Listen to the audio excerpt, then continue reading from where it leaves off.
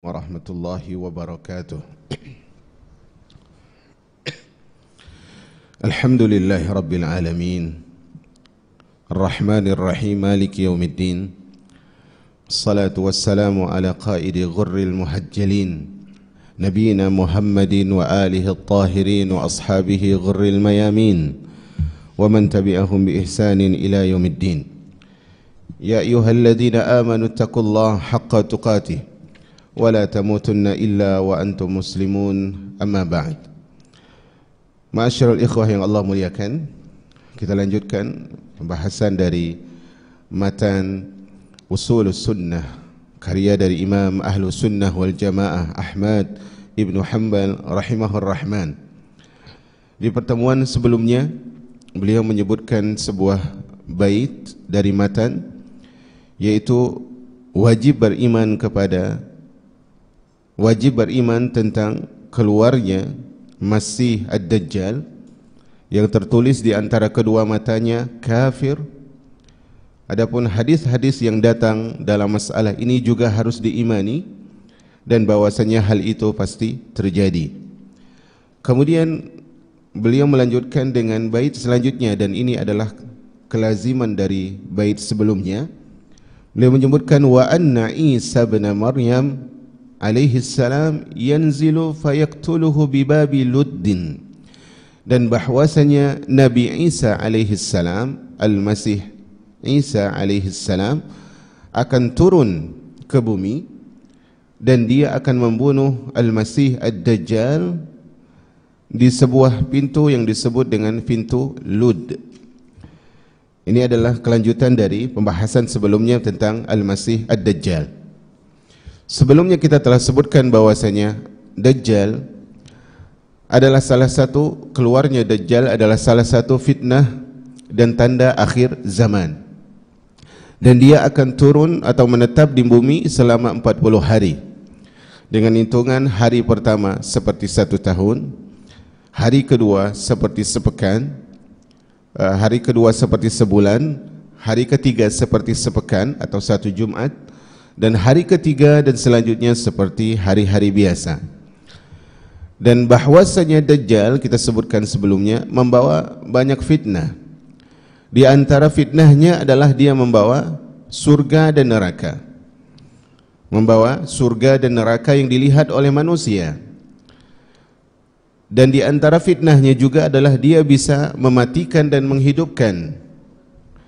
Di antara fitnahnya juga dia bisa menurunkan hujan dan bisa membuat bumi saat itu menjadi paceklik atau kering atau tandus. Banyak fitnah yang dibawa oleh Dajjal. Makanya ketika seorang bertemu dengan Dajjal, Nabi alaihi salatu wassalam menyebutkan, apabila seorang di antara kalian bertemu dengan Dajjal, maka kata Nabi SAW, dekatilah sungai yang terlihat seperti api. Kemudian kata Nabi SAW, pejamkan mata, tundukkanlah kepala ke dalam sungai api tersebut, maka dia akan merasakan itu adalah air yang sangat dingin. Karena memang dia adalah fitnah, api adalah air, air adalah api. Kemudian dalam riwayat lain disebutkan siapa yang bertemu dengan Dajjal, kata Nabi SAW, bacalah awal dari surah Al-Kahfi, maka Allah Subhanahu wa ta'ala akan menyelamatkan dia dari fitnah Dajjal. Otomatis dalam kondisi seperti itu tidak mungkin seorang bawa mushaf, kan seperti itu. Tidak mungkin juga seorang bawa handphone, karena bukan zamannya lagi. Artinya berdasarkan apa? Hafalan. Kemudian di antara petunjuk Nabi ketika ketemu Dajjal, sebisa mungkin lari. Sebisa mungkin lari. Maka ini adalah beberapa petunjuk Nabi SAW ketika seorang bertemu dengan Dajjal. Karena memang ada salah seorang beriman bertemu dengan Dajjal dan dia tidak terpengaruhi imannya. Tetapi itu adalah pengecualian yang sedikit dari sekian banyak orang. Nah, itu beberapa tanda tentang Dajjal yang disebutkan ketika dia datang. Musim sangat kering, jauh dari kehijauan, kesuburan, maka disebutkan oleh Nabi makanan seorang muslim saat itu adalah tahlilnya dia, tasbihnya dia, yang bisa mengenyangkan dia, takbirnya dia, yaitu zikir kepada Allah Subhanahu wa taala. Kemudian selanjutnya kita lanjutkan bahwasanya Dajjal ini itu keluarnya dengan tanda-tanda yang ada juga pada muka bumi. Artinya sebelum Dajjal ini dilepaskan oleh Allah, ada tanda-tanda yang disebutkan oleh Nabi sallallahu alaihi wasallam.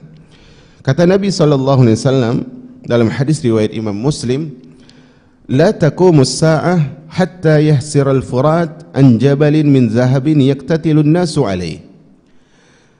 Tidak akan tegak hari kiamat sampai keringnya sungai Furat, dan saat itu gunung-gunung penuh dengan emas dan manusia saling berbunuhan untuk mendapatkan emas itu. Ini tanda hari kiamat ini masih menunjukkan betapa angkuhnya manusia dan betapa cintanya dia kepada dunia. Kata Nabi SAW tadi disebutkan penuh dengan emas, fayaqtulu min kulli mi'atin tis'atun wa tis'una. Jadi nanti banyak orang akan berlomba mengambil emas itu, dari setiap 100 orang akan terbunuh 99 orang. Subhanallah. Demi mendapatkan emas ini. Kata Nabi SAW, wa yaqulu kullu rajulin minhum la'alli akuna ana alladhi anju. Setiap dari 100 ini berapa tadi yang terbunuh? 99. Berarti yang hidup 1. Masing-masing dari 100 ini bilang mungkin aku yang selamat. Subhanallah. Dan mungkin saja dia yang terbunuh, tapi masing-masing dari jiwanya mengatakan sepertinya aku yang selamat. Maka ini menunjukkan bahwasanya di akhir zaman ternyata masih ada orang-orang yang seperti itu. Kemudian Nabi SAW menyebutkan tentang hadis yang sangat masyhur ini, hadis Tamim Ad-Dari radhiyallahu an. Dia sebelumnya adalah seorang Nasrani, kemudian membaiat Nabi dan masuk Islam. Hadis ini sangat masyhur tentang Dajjal. Bahkan Al-Imam Al-Bani juga meriwayatkan hadis ini di dalam salah satu kitab beliau, yaitu kitab pembahasan tentang Dajjal dan Isa Al-Masih. Kata Nabi SAW, saya tidak akan baca hadis ini seluruhnya dengan bahasa Arab karena ada pembahasan lain yang akan kita bahas. Hadis ini adalah hadis yang sangat masyhur dalam masalah ini. Hadis dari Fatimah bintu Qais, dia mengatakan, aku mendengar penyeru Nabi SAW. Jadi Nabi SAW itu kalau ingin mengumpulkan kaum muslimin, memiliki seorang utusan untuk menyeru. Kemudian mereka dikumpulkan dengan sebuah lafaz as-salatu jami'ah. Kemudian akhirnya kata Fatimah bintu Qais, aku pun masuk ke masjid, dan kebetulan itu waktu salat pastinya. Aku pun salat karena mendengar pengumuman yang tidak biasa tadi. Aku pun salat bersama Rasulullah, kata Fatimah bintu Qais, di saf perempuan yang paling dekat dengan saf laki-laki. Berarti pas di belakang saf terakhir laki-laki. Nah, setelah Rasulullah SAW salat dan berzikir, beliau naik dan duduk di atas mimbar. Kemudian Rasulullah SAW tertawa, kata periwayat hadis ini. Kemudian Nabi SAW setelah tertawa, Nabi SAW mengatakan, liyalzam kullu insanin musalla. Hendaknya setiap kalian tetap di posisi salatnya, jangan bergeser, jangan bangkit. Kata Nabi SAW, apakah kalian tahu sebab apa aku mengumpulkan kalian? Maka para sahabat mengatakan, Allahu wa rasuluhu a'lam. Allah dan Rasulnya lebih mengetahui. Kata Nabi SAW, demi Allah, tidaklah aku mengumpulkan kalian untuk memberikan sebuah kabar gembira, atau bukan juga untuk menakut-nakuti semata. Artinya ada hal yang ingin diceritakan oleh Nabi SAW. Kata Nabi SAW, tetapi aku kumpulkan kalian bahwasanya ada kejadian yang dialami oleh Tamim Ad-Dari radhiyallahu anhu. Saat itu Tamim Ad-Dari bersama 30 dari, waktu itu dia masih belum muslim, dia bersama 30 orang dari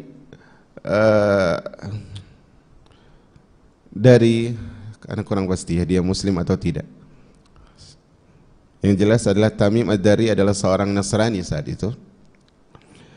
Maka dia kata-kata Nabi SAW, Tamim Ad-Dari yang dulu seorang Nasrani kemudian berbaiat dan masuk Islam menceritakan kepadaku, kata Nabi, suatu hari dia naik sebuah kapal bersama 30 orang dari suku Lahmin dan Juzam. Ada 30 orang di kapal yang besar.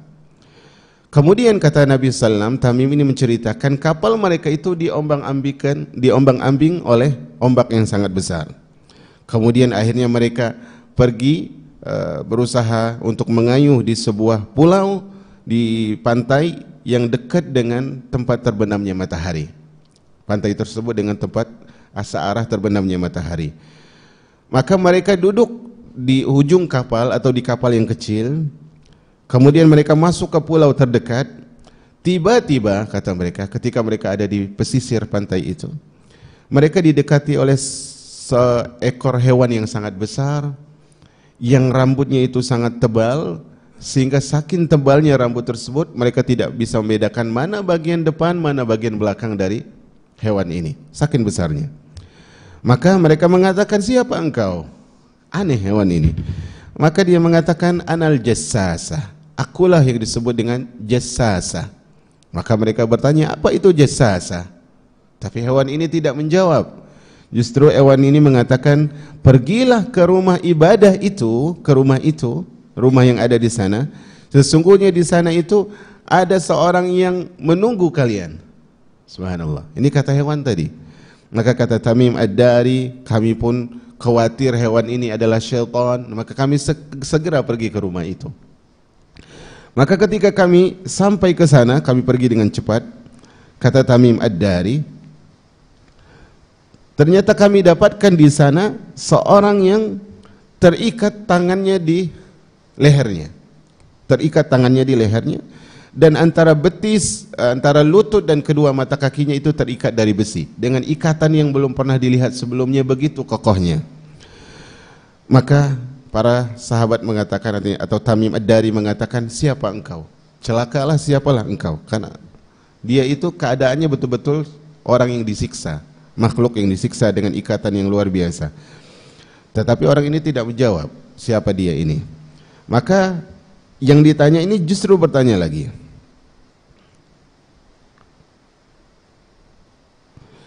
Dia mengatakan, kalian datang mungkin membawa berita, kabarkan aku tentang sebuah berita, kata makhluk ini. Maka sahabat ini mengatakan, Tamim Ad-Dari, kami sebenarnya berlayar, kemudian kami diombang-ambingkan, akhirnya kami bertemu hewan yang sangat besar, kemudian diarahkan di sini. Akhirnya ceritanya kami sampai di sini, ringkasnya begitu. Kemudian makhluk ini mengatakan, ya, akhbiruni an-nakhli Baisan, ceritakan kepadaku tentang kebun kurma Baisan. Maka para sahabat itu mengatakan, sahabat Tamim Ad-Dari mengatakan, tentang apa yang kau tanya? Kata makhluk ini, kata orang ini, apakah masih berbuah pohon kurmanya? Mereka menjawab, masih. Dia mengatakan, suatu saat pohon kurmanya tidak akan berbuah. Kemudian ceritakan kepadaku tentang sungai Tabariyah. Maka mereka tanyakan, tentang apa yang kau tanya? Dia menanyakan, apakah airnya masih banyak? Mereka menjawab, tentu airnya masih banyak. Maka makhluk ini mengatakan, hamba ini mengatakan, suatu saat airnya akan hilang. Subhanallah. Kemudian kata orang ini, ceritakan kepadaku tentang mata air Zughar. Mata air Zughar. Maka mereka bertanya, tentang apa? Maka dia mengatakan, apakah manusia masih menyirami tumbuhan mereka dengan mata air ini? Mereka menjawab, iya, mata air ini masih banyak mengalirkan air, dan mereka masih menyiram tumbuhan mereka dengan air ini. Kemudian kata orang ini, ceritakan kepadaku tentang nabi yang buta huruf yang diutuskan kepada kalian. Apakah dia telah keluar? Dia tidak tahu dia tentang bahwa nabi ini telah keluar. Kata Tamim Ad-Dari, dari zahir ini sepertinya dia adalah seorang yang muslim tentunya. Qad kharaja min Makkah wa nazala Yasrib. Dia telah keluar, diutusnya di Makkah, kemudian sekarang tinggal di Madinah. Nama sebelumnya Yasrib. Kemudian kata orang ini, apakah orang Arab membunuhnya, memeranginya? Mereka menjawab, iya, mereka memeranginya. Kemudian kata makhluk ini, apakah orang Arab saat ini tentunya udah di Madinah kan, kaum muslimin udah kuat nih. Apakah orang Arab saat ini taat kepada dia? Maka kata sahabat ini, iya, mereka taat kepada Nabi itu. Maka kata makhluk ini, kata hamba yang terikat ini, sungguh baik bagi mereka jika mereka taat kepada Nabi itu. Ini pengakuan yang luar biasa. Kemudian kata makhluk ini, wa inni mukhbirukum anni, tibalah saatnya aku ceritakan kepada kalian siapa sebenarnya aku. Inni anal masih, ketahuilah bahwasanya aku adalah al-masih, maksudnya adalah Dajjal. Berarti Dajjal telah ada dan telah dikunci oleh Allah Subhanahu wa taala dan akan dikeluarkan pada waktunya. Wa inni ushiku an yu'zana li fil khuruji fa akhruj. Kata Dajjal, hampir dekat waktunya aku diizinkan keluar sehingga aku pun keluar. Fa asiru fil ardi fala ada qaryatan illa habattuha fi 40 lailah. Ketika aku keluar, maka aku akan keliling bumi katanya. Dan aku akan lalui semuanya dalam 40 malam. Ghaira Makkah wa Taibah, kecuali Mekah dan Madinah. Nama lain dari Madinah adalah Taibah, negeri yang baik. Jadi yang tidak dimasuki oleh Dajjal hanya Mekah dan Madinah. Kata Dajjal, sesungguhnya dua negeri itu diharamkan bagiku. Setiap kali aku ingin masuk ke dalamnya, maka ada malaikat yang menghunuskan pedangnya sehingga menjaga kota tersebut dari apa? Dari dimasuknya Dajjal Al-Masih. Jadi pertanyaannya, bagaimana dengan orang-orang yang ada di Mekah dan Madinah, khususnya Madinah? Ada hadisnya.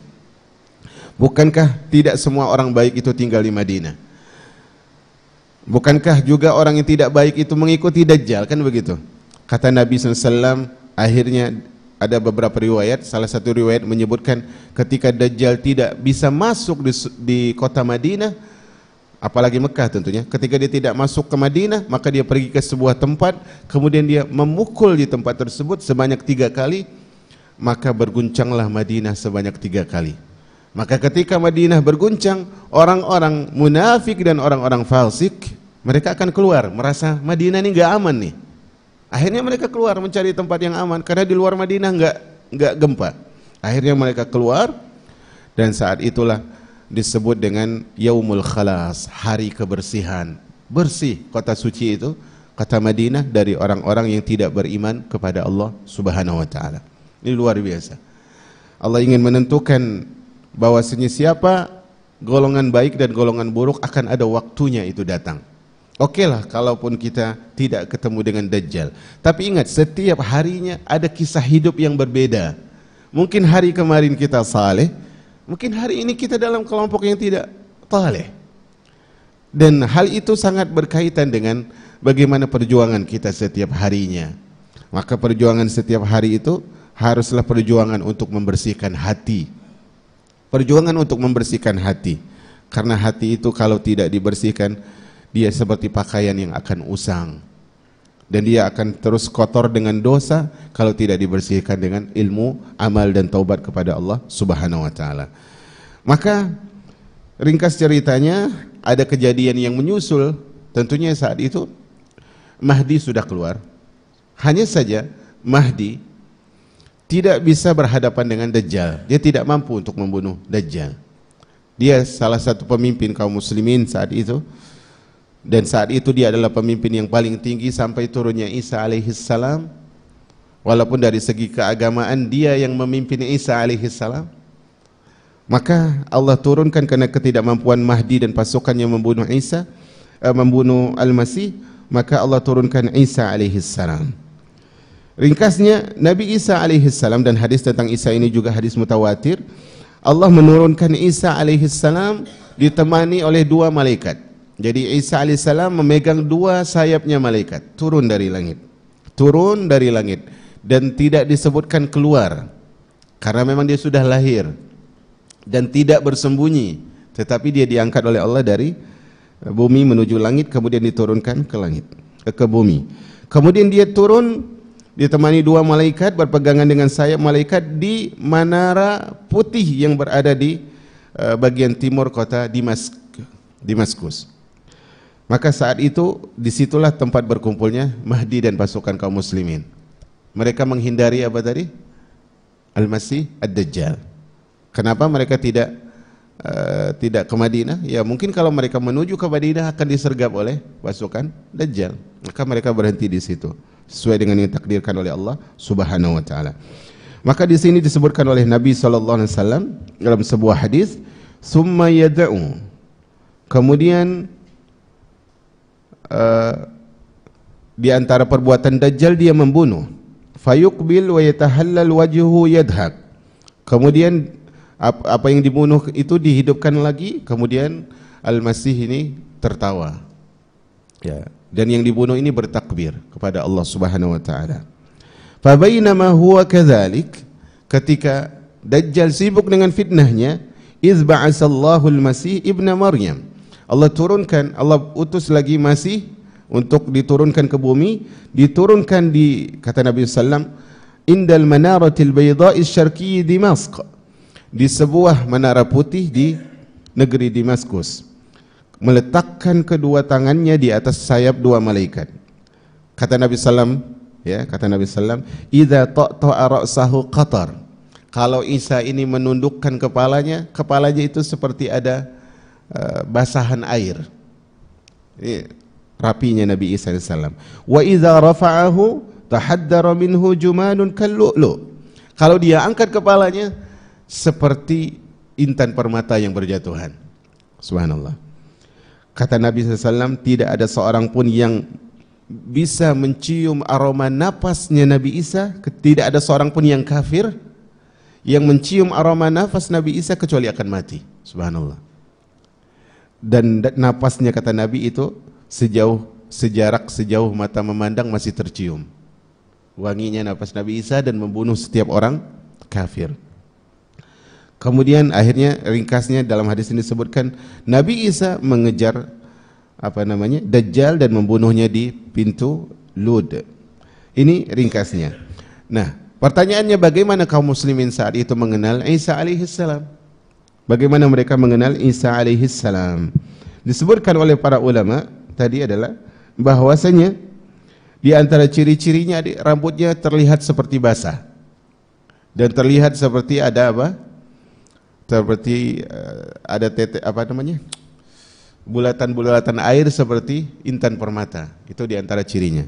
Kemudian di hadis yang lain disebutkan ciri Nabi Isa itu dia tidak putih, tidak merah warna kulitnya. Tidak putih, tidak merah warna kulitnya. Dan memakai dua pakaian, kata Nabi SAW. Artinya memakai dua pakaian, pakaian atas dan pakaian bawah. Kemudian kata Nabi sallallahu alaihi wasallam, ini diringkas oleh para ulama dari hadis, adalah bahwasanya Isa turun itu di saat kaum muslimin ingin melakukan ibadah salat. Kaum muslimin ingin melakukan ibadah salat. Maka saat itu Mahdi ingin mengimami salat, tiba-tiba Isa turun ditemani dua malaikat, maka Al-Mahdi mundur untuk memberikan isyarat agar Nabi Isa ini mengimami kaum muslimin salat. Maka Nabi Isa ternyata tidak menuju shaf tersebut. Kata Nabi Isa, imamilah mereka salat, atau imamilah, pimpinlah salat, karena kalian adalah pemimpin bagi kalian sendiri. Subhanallah. Ini ada sebuah isyarat bahwasanya memang agama yang paling penutup atau agama final dari umat manusia adalah agamanya yang dibawa oleh Nabi Sallallahu Alaihi Wasallam. Walaupun nanti ada Nabi yang turun lagi, tetapi dia Nabi sebelum siapa?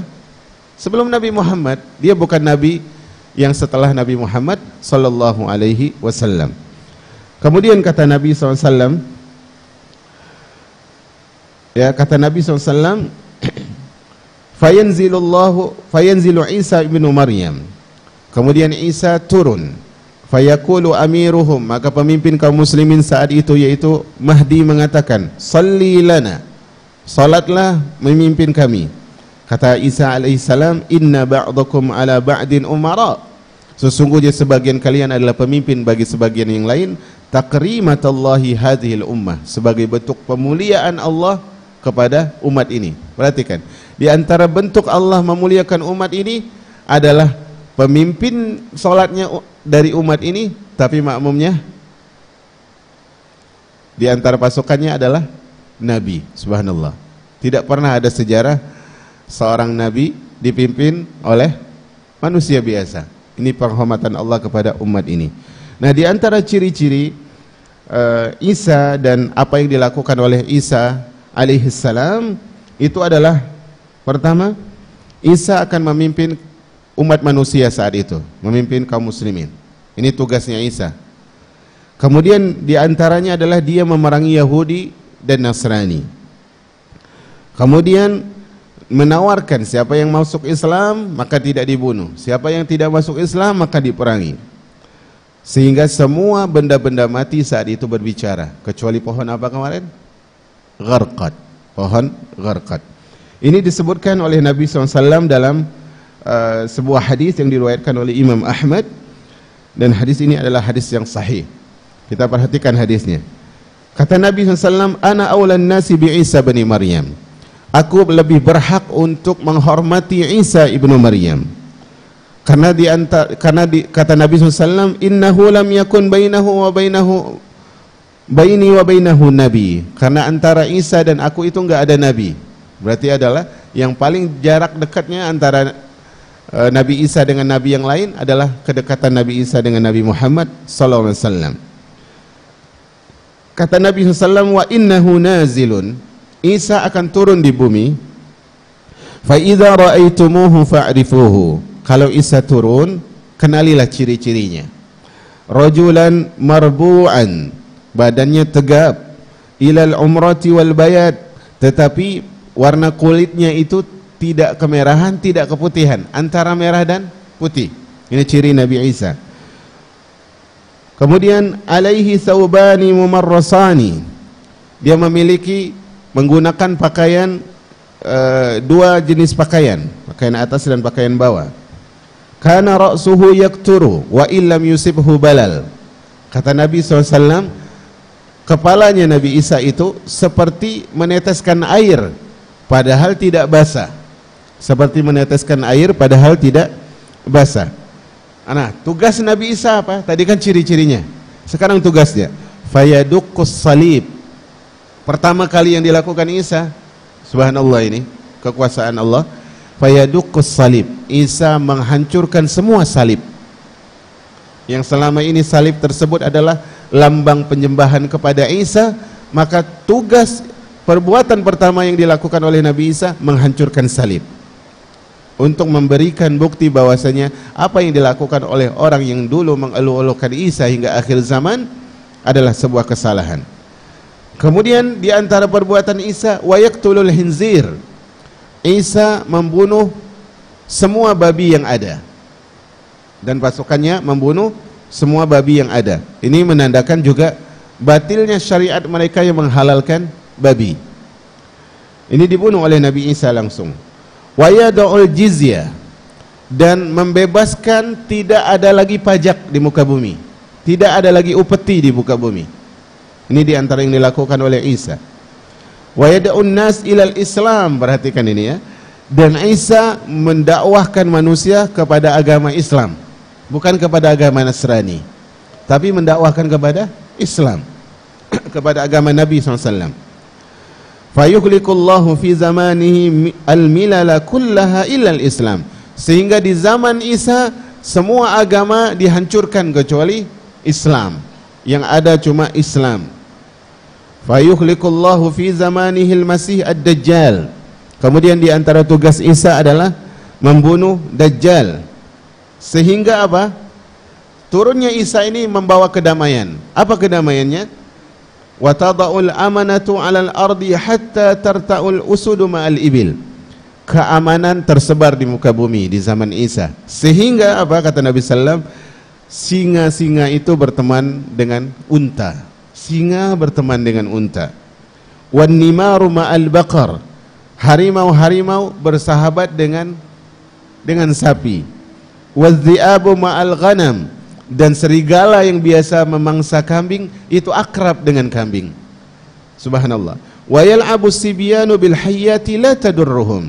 Saking amannya zaman itu, ya, Anak-anak kecil bermain dengan ular, bahkan dalam riwayat lain, anak kecil memasukkan jarinya di mulut ular, maka ular tersebut tidak berbahaya bagi anak itu.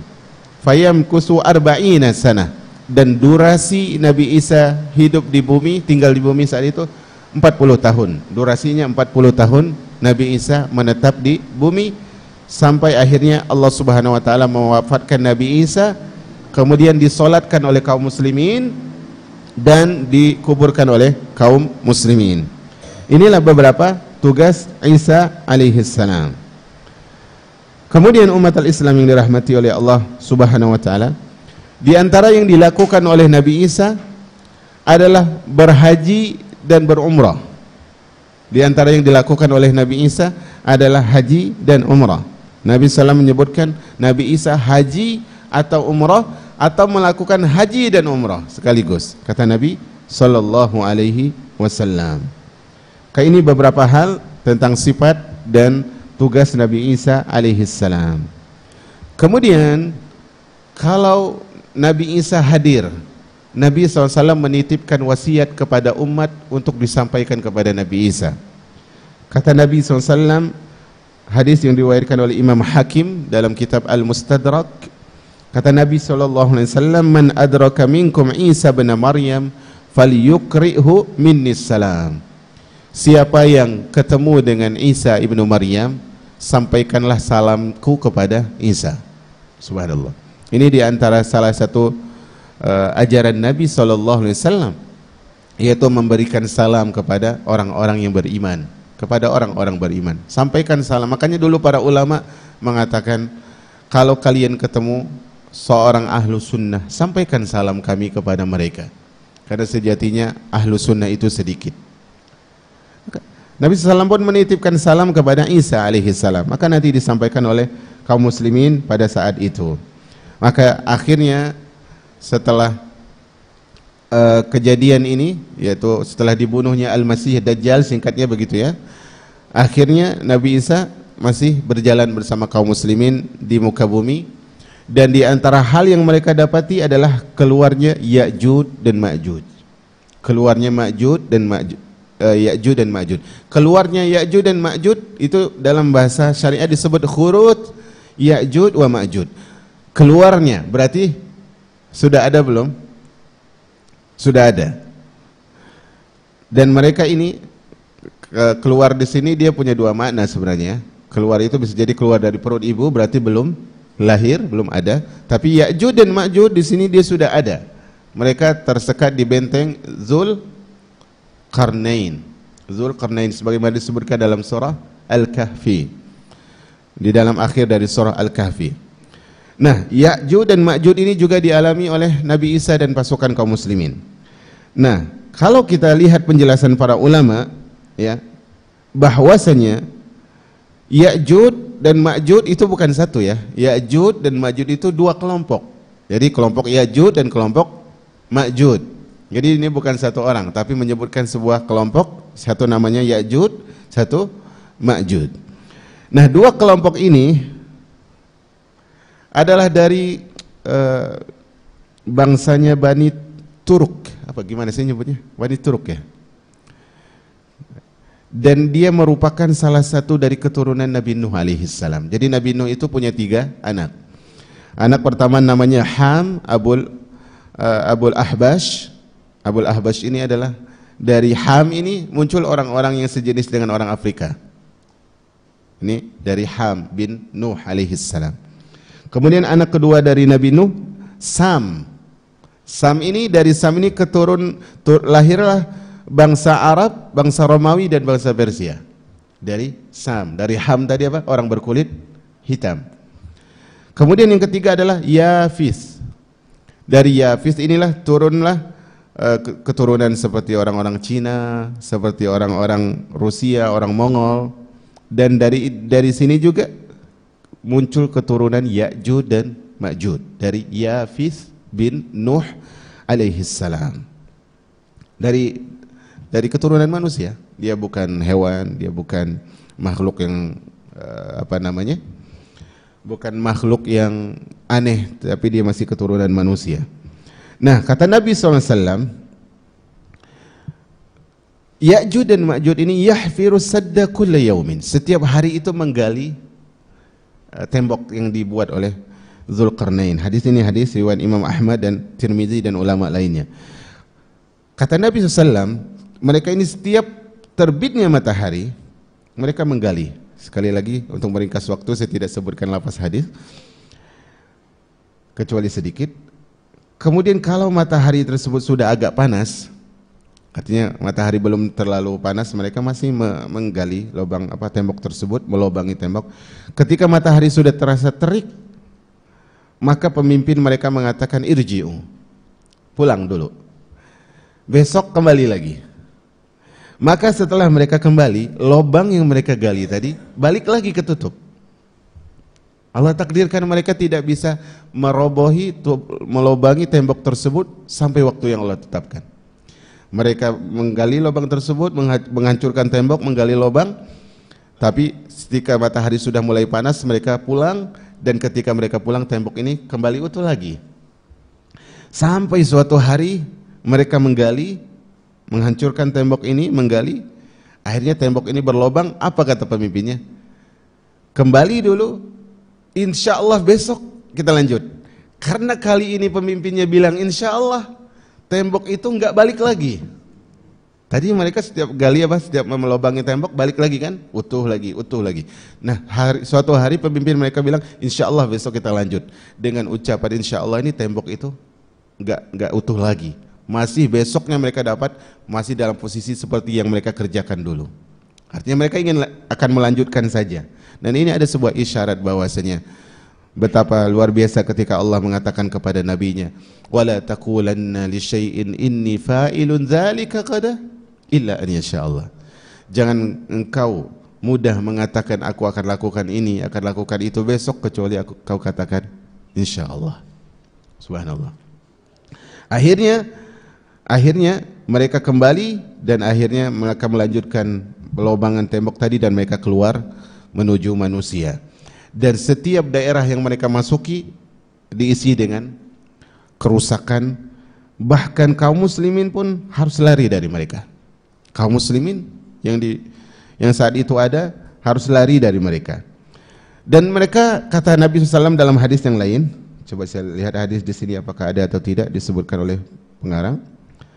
Ya, disebutkan oleh Nabi SAW dalam sebuah hadis bahwasanya Allah akan menurunkan sebuah pasukan yang kalian tidak akan bisa mengalahkannya.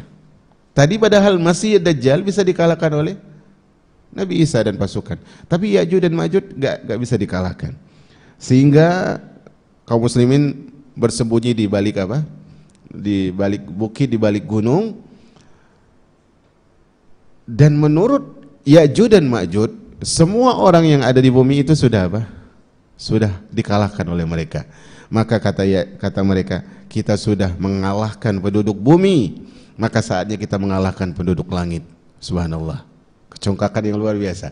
Akhirnya mereka tarik panah mereka mengarahkan ke langit sekuat-kuatnya, dan qadarullah, Allah takdirkan tanah itu, panah tadi yang mereka luncurkan ke langit itu kembali ke bumi dengan keadaan penuh darah. Dan mereka mengatakan, penduduk langit sudah kita bunuh juga. Subhanallah. Allah ingin menipu mereka dulu. Akhirnya disebutkan dalam hadis Nabi SAW, Allah Subhanahu Wa Taala akhirnya mengutus ulat, mengutus ulat yang hinggap di masing-masing pundak Ya'juj dan Ma'juj. Dengan ulat ini akhirnya mereka binasa. Mereka dimakan oleh ulat ini, mereka jadi bangkai. Maka kaum muslimin keluar dari persembunyian, dan mereka dapatkan bumi itu memiliki aroma yang sangat tidak nyaman karena bau dari bangkai Ya'juj dan Ma'juj. Akhirnya Allah Subhanahu Wa Taala utus burung-burung untuk memakan dan memindahkan bangkai-bangkai ini, sehingga bersihlah kembali bumi tersebut dari bau yang tidak sedang. Ini yang terjadi ketika kaum muslimin mendapati Ya'juj dan Ma'juj. Mereka ditolong oleh Allah Subhanahu Wa Taala melalui kuasa Allah dengan apa tadi? Ular. Perhatikan, Allah ingin menampakkan betapa besarnya keperkasaan Allah dan betapa hinanya kesombongan itu. Dulu Abraha menyerang Ka'bah dengan pasukan Gajah besar. Yang menghabiskan mereka apa? Burung. Kemudian sekarang di akhir zaman nanti yang dalam pembahasan kita, Allah Subhanahu wa taala ingin menghabiskan pasukan yang begitu sombongnya dengan ulat yang begitu kecil. Dan ini mengajarkan kepada kita bahwasanya kesombongan tersebut adalah istana yang terbuat dari sarang laba-laba. Sangat rawan dia itu akan hancur. Dia adalah sebuah jalan yang terbuat dari kaca yang sangat tipis, yang akan membinasakan orang itu sendiri kalau berjalan di atas kesombongan itu. Maka Allah Subhanahu wa taala mewanti-wanti kita bahwasanya kesombongan itu, kata Nabi sallallahu alaihi wasallam, Allah berfirman dalam hadis kursi, al-izzu izari wal kibriya uridai. Kemuliaan itu, keperkasaanku itu adalah selendangku, dan sombong itu adalah kain sarungku. Siapa yang mengambil sifat angkuh dan sombong ini, merasa paling mulia dan merasa paling besar, kata Allah Subhanahu wa taala dalam hadis qudsi, azabtuhu finnar. Aku akan apa? Aku akan azab dia ke dalam neraka Allah Subhanahu wa taala. Nah, itu tadi tentang Ya'jud dan Ma'jud. Kemudian disebutkan oleh para ulama, setelah akhirnya berlalu kurang lebih 3 hari atau 3 malam, disebutkan oleh para ulama, akhirnya kaum muslimin pergi ke masjid lagi, mereka sholat dan sebagainya. Akhirnya Allah Subhanahu wa taala terbitkan matahari dari arah barat. Allah terbitkan matahari dari arah barat. Disebutkan oleh sebagian para ulama, ana dapatkan di sini, fa idzahum bisyamsi tadlu min maghribiha hatta tasila ila wastis sama. Matahari itu terbit dari barat, harusnya terbit dari timur kan ya? Terbit dari barat, ketika matahari itu sudah sampai di tengah langit, apa yang terjadi? Mataharinya balik lagi ke barat. Subhanallah. Karena itu menandakan waktu taubat itu sudah habis. Ya, ini sebagaimana disebutkan oleh Allah Subhanahu wa taala di dalam surah Al-An'am ayat 158. Nanti bisa dilihat. Nah, di sini umat al-Islam yang dirahmati oleh Allah Subhanahu wa taala, kalau kita lihat tentang masalah terbitnya matahari dari arah barat, di situ para ulama menyebutkan ada qarinah, ada isyarat bahwasanya jangan sampai seorang, tadi kan mataharinya terbit dari barat, kemudian belum sampai ke timur, udah balik lagi kan? Di situ ada sebuah isyarat bahwasanya sejatinya waktu taubat itu sebentar. Oke lah, umur kita mungkin sekian puluh tahun, sebenarnya waktu taubat itu sebentar. Artinya tidak pantas seorang itu menunda-nunda taubat. Mungkin dia mengira dia akan hidup besok, tapi usianya adalah misteri. Dia tidak bisa membeli usianya. Makanya disebutkan datang seorang kepada, kalau tidak salah kepada Hasan al-Basri rahimahullah, seingat saya Hasan al-Basri, orang ini mengatakan, apakah engkau kenal si fulan? Dia katakan iya, dia temanku dulu. Tahukah engkau bahwa si fulan itu sekarang sudah sukses? Teman dia menceritakan tentang temannya Hasan Basri kepada Hasan al-Basri. Temanmu itu sudah sukses. Dia mengumpulkan banyak harta, kata orang ini. Kemudian kata Hasan al-Basri, apakah dengan hartanya itu dia sudah mengumpulkan usianya? Artinya apakah dengan hartanya tersebut dia bisa membeli, ini saya punya sekian ribu triliun misalnya, atau sekian ratus miliar, saya punya ini, saya mau beli usia 1 bulan, bisa nggak dengan hartanya itu dia beli usianya? Kata orang ini, nggak bisa. Berarti dia nggak pernah ngumpul apa-apa. Maka kata para ulama, semoga Allah merahmati orang yang mengucapkan ucapan ini, ucapan yang sangat indah. Hunaka unasun fuqara'un jidda. Kata para ulama, kata orang bijak nih, kata-katanya sangat indah. Di sana ada orang yang sangat fakir. Siapa mereka? La yamlikuna illa al-amwal. Mereka enggak punya apa-apa kecuali cuma harta. Ini ucapan yang luar biasa. Mereka punya harta, tapi kata para ulama apa? Di sana ada orang yang sangat fakir. Bukan orang yang sangat miskin lagi, orang yang sangat fakir. Yang dia punya cuma harta. Subhanallah. Maka taubat tersebut waktunya sangat singkat. Karena kita adalah penantian datangnya malaikat. Semoga Allah Subhanahu wa taala jadikan kita hamba-hamba yang taat. Kemudian di antara tanda hari kiamat sebagai pelengkap adalah munculnya ad-dukhan. Ad-dukhan adalah asap. Ini sebagaimana disebutkan dalam surah Ad-Dukhan, nanti dilihat ayat 10 dan ayat 11. Nah, ini adalah dukhan, ini adalah tanda terakhir yang disaksikan oleh orang beriman. Ini tanda terakhir. Karena dukhan ini adalah kemudian setelah itu nanti Allah Subhanahu wa taala kirim angin yang mematikan kaum muslimin, Nah, ini singkat ya tentang Masih Dajjal dan juga Masih Isa ibnu Maryam alaihi salam. Kita akan ambil beberapa pelajaran dari apa yang kita paparkan secara singkat pertemuan kemarin dan hari ini.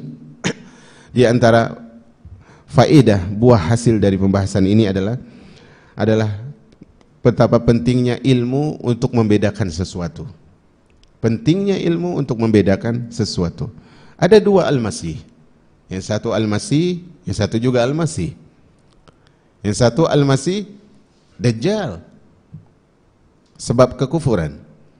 Yang kedua adalah Al-Masih Isa ibnu Maryam, penegak kebenaran.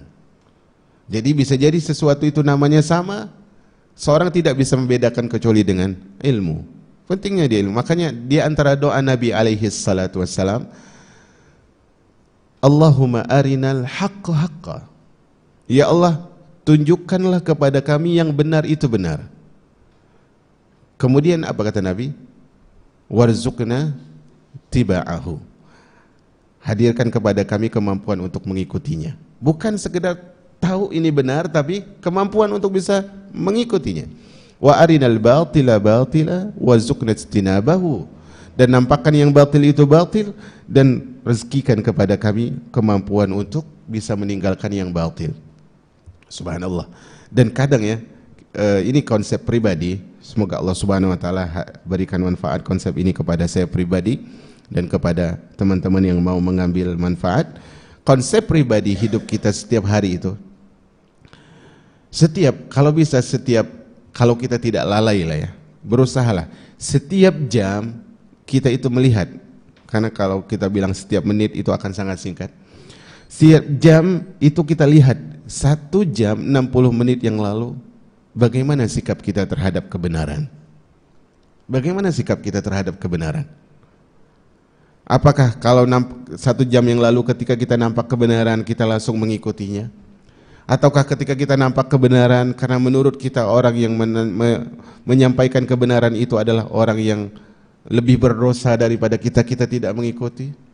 Di situ kita bisa memperbaiki di jam berikutnya. Maka konsep terbaik seorang hamba adalah seperti yang dikatakan oleh sahabat Abdullah ibnu Umar, al-mu'min yara, atau ibnu Mas'ud, saya lupa, al-mu'min yara zanbahu ka'annahu qa'idun tahtal jabal yakhsha an yaqa'a alaih, yakhafu an yaqa'a alaih. Seorang mukmin itu melihat dosanya seperti dia duduk di bawah gunung. Dia khawatir gunung itu akan jatuh menimpanya. Wal munafiq yara zanbahu kazubabin ala anfihi. Adapun seorang munafik, kata beliau, dia melihat dosanya seperti lalat yang hinggap di hidung. Perhatikan di sini. Karena ini dia menunjukkan dengan isyarat fayaf'alu hakadha. Maka dia tepis saja, sudah pergi lalat tersebut. Artinya dia anggap dia anggap remeh dosanya. Maka kita harus bisa membedakan dengan ilmu, minimal tentang kebenaran dan tentang keburukan untuk diri kita. Karena yang kita amati, subhanallah, terkadang ya, ini kita amati sebenarnya, dan kita bukanlah orang yang senior dalam dakwah, dan teman-teman tentunya lebih punya pengalaman di dalam dakwah.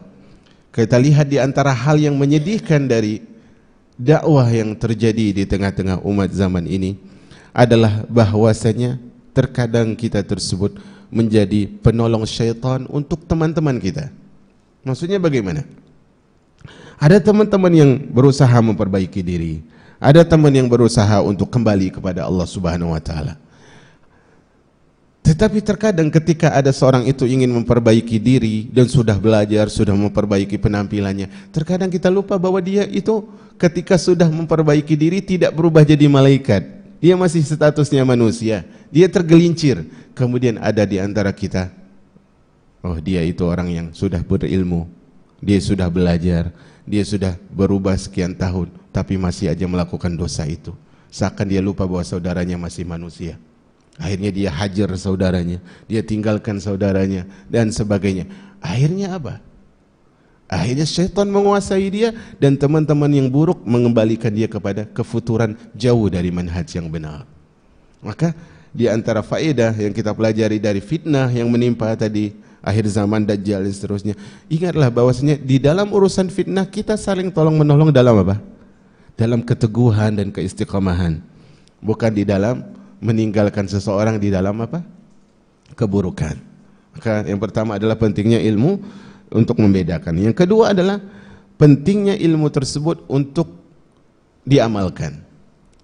Karena ilmu tersebut Allah Subhanahu wa taala ajarkan untuk diamalkan. Dalam konteks fitnah dajjal sampai pembahasan terakhir tadi, apa maksud dari amal yang diminta dari ilmu? Maksudnya adalah segera taubat.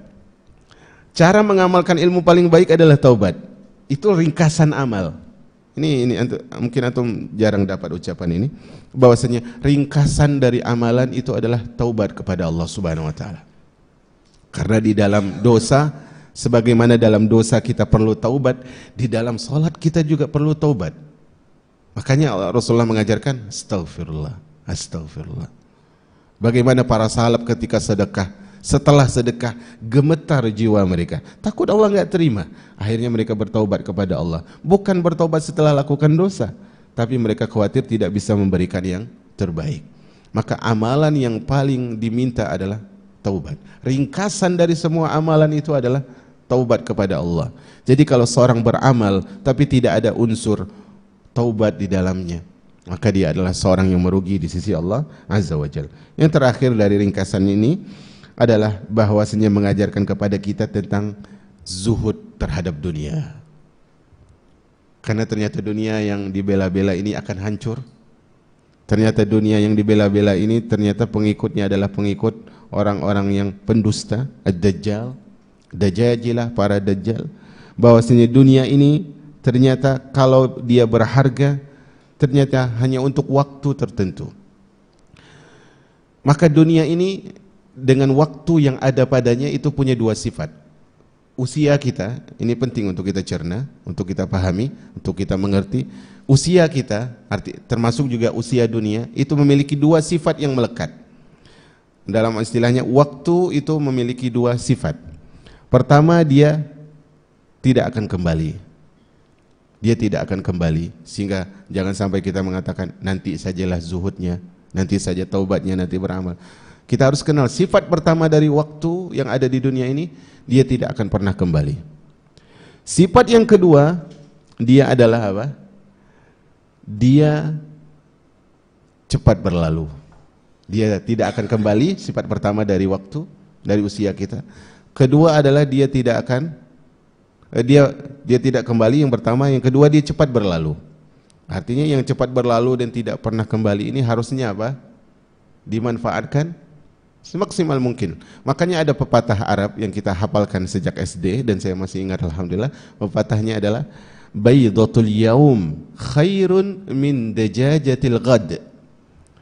Telur yang ada hari ini itu lebih baik daripada ayam tapi besok. Telur hari ini ada orang nawarin kepada kita, telur. Mau telur atau mau ayam? Kalau telur hari ini, ayam besok. Kata pepatah ini, telur hari ini itu jauh lebih baik daripada ayam besok, karena telur hari ini pasti. Telur hari ini pasti. Seorang mungkin saat ini dia berinvestasi, misalnya, dan dia perkirakan mungkin besok investasi ini akan untung sekian miliar. Kalau saya sedekah hari ini, saya cuma punya 1 juta. Tapi kalau saya tunda besok, setelah investasi menghasilkan hasilnya, saya bisa ratusan juta infak. Maka 1 juta hari ini lebih baik daripada besok. Subhanallah. Baydatul yaum khairun min dajajatil ghad.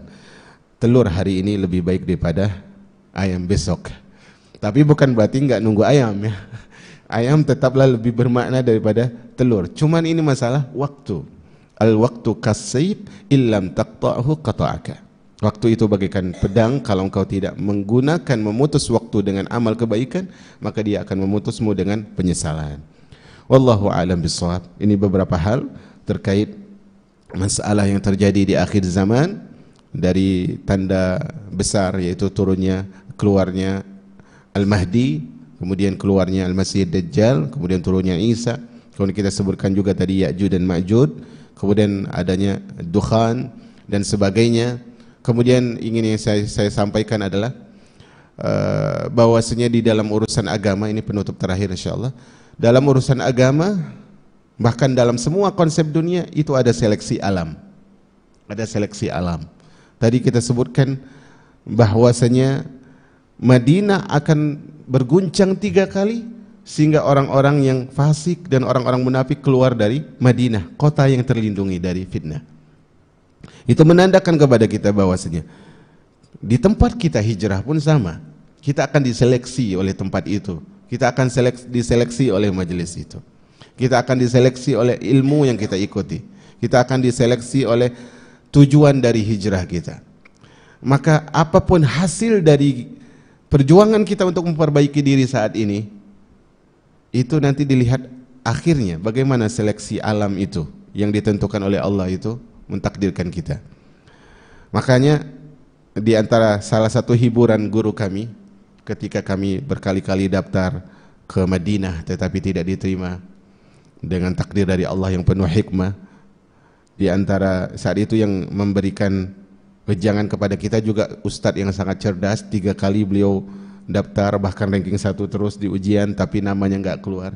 Beliau mengingatkan kepada kita hadis Nabi SAW, sesungguhnya Madinah akan mengeluarkan orang yang tidak pantas berada di dalamnya, sebagaimana kotoran besi itu dikeluar dari besi. Maka di situ beliau mengatakan bahwasanya tidak masalah antum enggak di Madinah belajar. Yang penting bagaimana antum berikan manfaat. Karena antum bisa lihat realita di lapangan, betapa banyak lulusan Madinah tetapi ternyata dia menjadi musibah bagi umat. Nah, maka di dalam konsep kita ini enggak di Madinah ya. Kita di Madinah tapi Madinah Batam, kota Batam. Di majelis nih, antum lihat nih. Coba masing-masing kita perhatikan saat ini. Dulu betapa banyak orang yang sering duduk sama kita di majelis ilmu kan? Kita tidak berbicara tentang individu tapi ini menasihati diri kita. Fulan mana? Oh, fulan biasanya hadir di daurah. Oke, sekarang di daurah fulanah itu masih ada enggak? Seleksi alam itu berlaku. Allah ingin menunjukkan siapa yang dia tersebut hanya ingin tahu dan siapa yang ingin mengerti dan ingin memperbaiki diri. Itu. Makanya hadis Nabi innamal a'mal bil khawatim, amalan itu sesuai dengan ending dari hidup, mengajarkan kepada kita perjuangan kita bukan memperbaiki diri di awal saja kemudian di pertengahan stop, tapi bagaimana garis finishnya itu adalah garis finish yang husnul khatimah sampai akhir hayat menuntut ilmu dengan waktu yang Allah mudahkan. Berusaha menyiapkan waktu tapi Allah juga yang memudahkan atau menyempitkan. Semoga ini menjadi pelajaran bagi hidup kita, dan tidak peduli apakah kita berjalan di majelis ilmu di sebuah tempat ketaatan itu dengan teman atau tidak, karena teman kita tidak akan menjawab pertanyaan kita ketika kita ditanya oleh malaikat, dan teman kita akan berlari dari kita ketika hari kiamat, dan teman tersebut adalah teman terbaik kalau dia adalah teman yang mampu menghadirkan syafaat. Tapi perjuangan terbaik bukan mencari syafaat dari sahabat, tapi perjuangan terbaik adalah menjadi pemberi syafaat buat sahabat. Jadi level kita harus kita naiki. Kemarin kita sebutkan ya, perjuangan kita ketika kita bahas tentang syafaat Nabi, kalau bisa kita bukan menjadi orang yang mendapatkan syafaat Nabi, tapi menjadi orang yang mampu memberikan syafaat. Jadilah yang terbaik, tidak cukup menjadi yang baik. Wallahu a'lam bishawab. Wa sallallahu ala nabiyyina Muhammad. Subhanakallahumma wa bihamdika asyhadu an la ilaha illa ant astaghfiruka wa atubu ilaik. Wassalamualaikum warahmatullahi wabarakatuh.